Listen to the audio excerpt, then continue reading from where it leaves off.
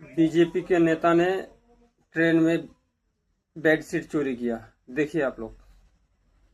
কেটেছেন মানে এই না এই চাদরটা আপনি মনে করুন ব্যাগে ভরতে পারেন।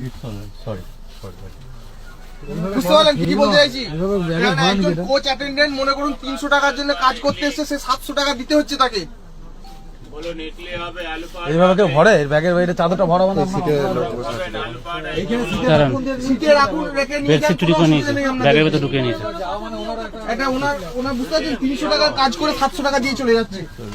এই যে বেডশিট চুরি করেছে এই যে প্যাসেঞ্জার এটা শিলদহ থেকে। দেখ